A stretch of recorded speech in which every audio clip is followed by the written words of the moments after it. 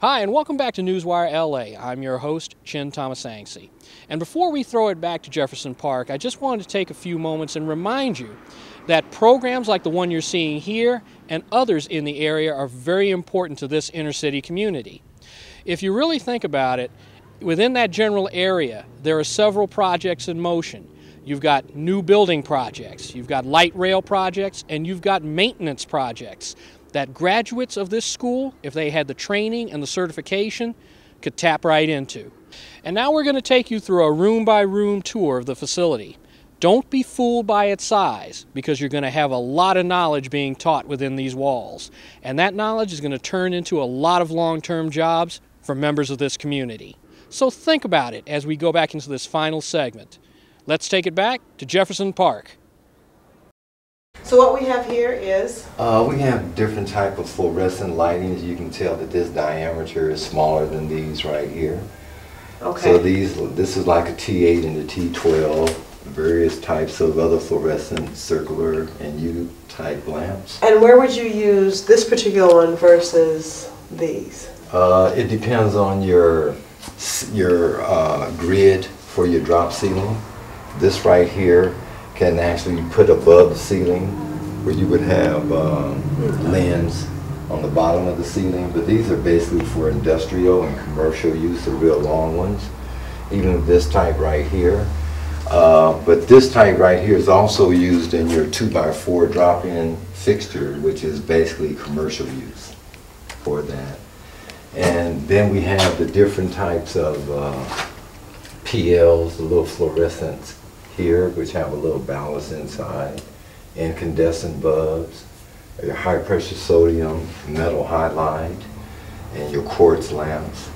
And what do we have over here? I see all these wonderful panels, and they're we have different labels on them. But this is industrial. These type of panels are used in your industrial manufacturer plants. And then we have residential here. You see the residential meters, circuit breakers, things of that nature. And the next one is the commercial, which is a little bit more heavy dutier than the residential. But the industrial, the cans are much larger. The thickness of the cans are much thicker because of the amount of voltage that are being used. Okay. Now can you tell me a difference between commercial, residential, and industrial? Well, one thing is that your commercial is more like a building like this, non-residential, and your industrial is like a plant. Okay. Like Ford Motor Company. Okay. Something on that level. And then I notice over here we have a lot of different tools for cutting and clipping and these tightening right up. here are just your basic hand tools that an electrician would be required to have at all times. Your screwdrivers, your cutters, your testers, your knives, your belts, things of that nature. So when you're out on the job, you'll be able to have this to do the work. But if there's any larger types of tools, most time the contractor will supply that. But these are just basic tools here. Basic tools that every electrician should have. Oh yes, they must have. It's a must. As you can see to your right is this variety of different types of fittings that's used in the industry. Then we have another area here. And like I say, this right here is strictly student work. You know, where they've made their offsets, because all this has to do with algebra. You see these little markings right there?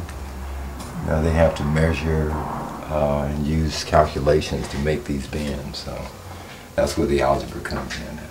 And it's important the students know that are in school now that algebra is actually used in the real world.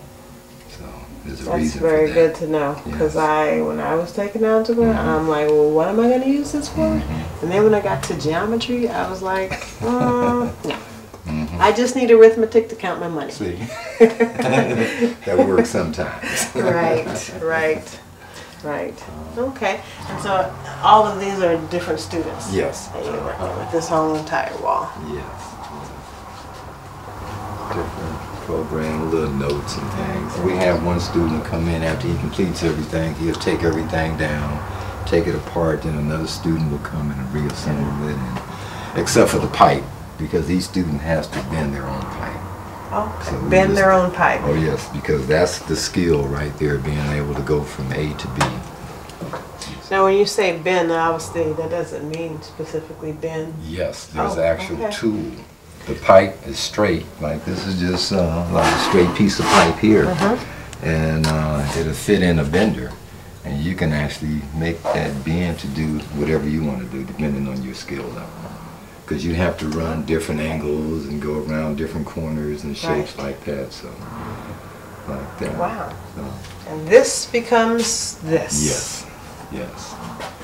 And like you're just going from one box to another, and these are just called basic offsets.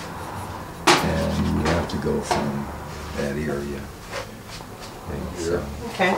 and we have a little half-horse squirrel's cage motor here.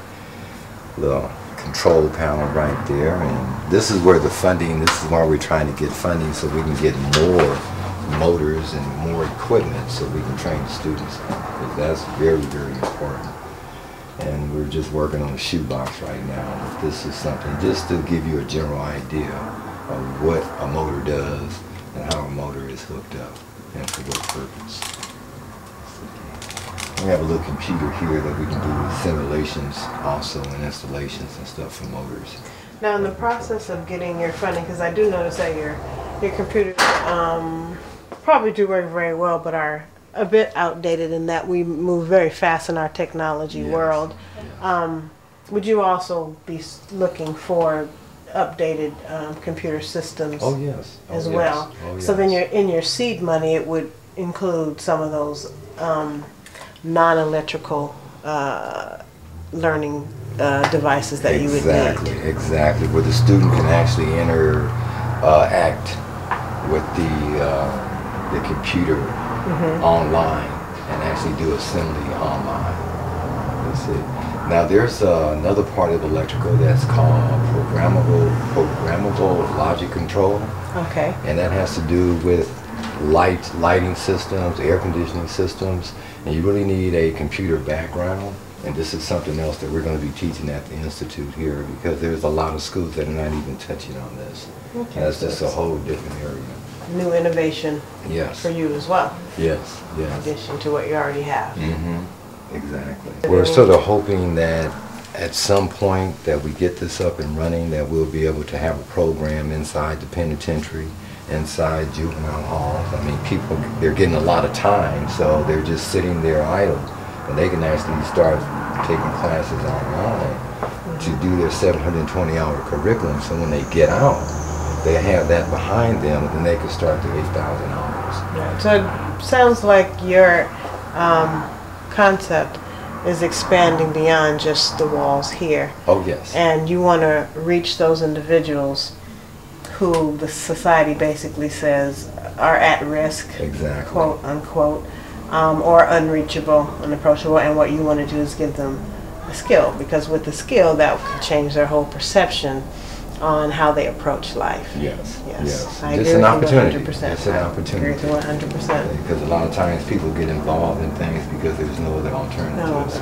And nobody has really taken the time to try to guide them. Yes, because teaching is a labor of love. You have to love teaching, and you also have to love people. Oh yes, and that's one of our biggest things here, is to help people. That's why we're here, and that's why we're up and operating. We just left the main room. I guess you would call that the sit-down part of the instruction. And now we're here in the back room, which is the continuation of it, which appears to be hands-on. Tell us what we have in this room that links to what they just learned in the front room. After completing 500 hours of curriculum, you move from there into this area here. And this is more hands-on. The student actually comes and mounts this rack and runs the cable through the trapeze over into the computer, so they can hook up their own computer, because each student is assigned to a computer. They have their own individual computers. Exactly, but they have to wire it from right here. And this is how they get their hands-on training, by wiring their own computers.